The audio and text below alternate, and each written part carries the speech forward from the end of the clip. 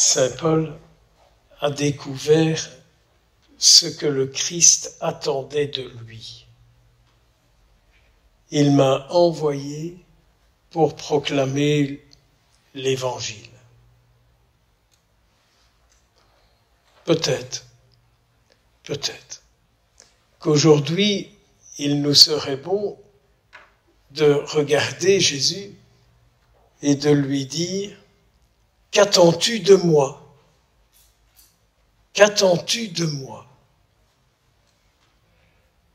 Comment alors, Seigneur, vas-tu rejoindre ma vie aujourd'hui pour que ton désir s'accomplisse ?» Si le peuple chrétien pouvait intensément faire cette prière et dire au Seigneur, « Mais qu'est-ce que tu attends de moi ?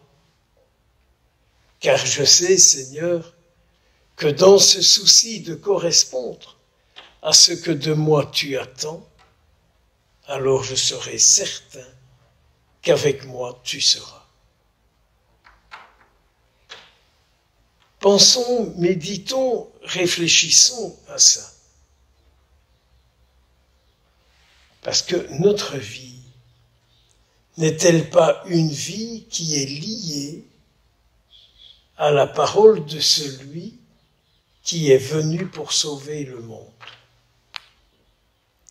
N'est-ce pas à cette parole-là que nos vies est liées à celui qui vient pour sauver le monde?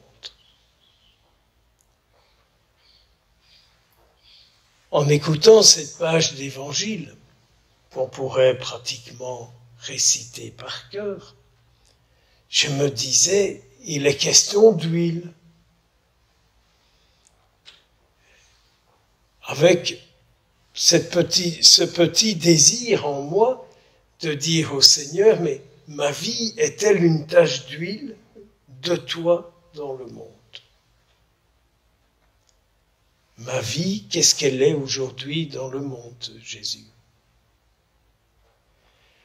Est-ce que je suis comme Saint Paul le décrit dans quelques versets de sa première lettre aux Corinthiens? Est-ce que je suis comme les Juifs? Je cherche des miracles.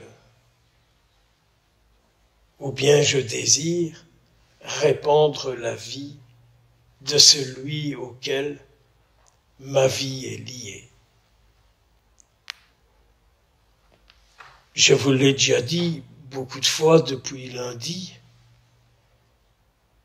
j'aimerais tant que notre vie soit liée au désir de Dieu, qui est de se répandre dans le monde, et non pas à cette attitude de juif qui cherche des signes miraculeux. Ma vie, Seigneur, aujourd'hui, liée à ta vie, pour que ta vie se répande. Et pour ça, vous le savez bien, que le Seigneur accomplit toute une œuvre en nous. Et l'œuvre que le Seigneur accomplit en nous, c'est de nous rendre de plus en plus conformes à ce qu'il attend de nous.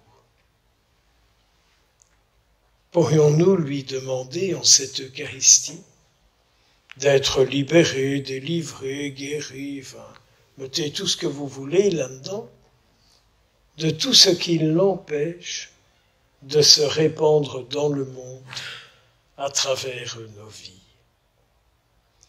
Alors nous serons des âmes sensées pour lui.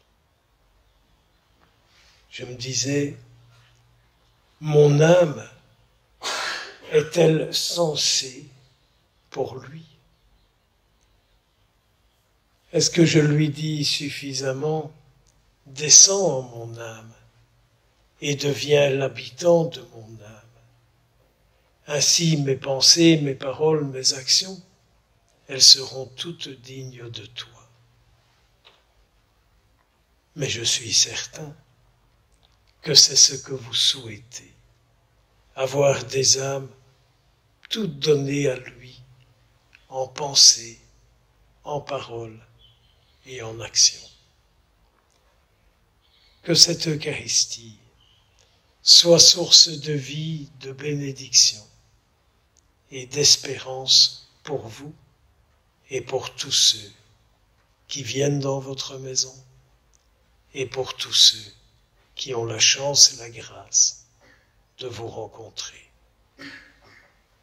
Amen.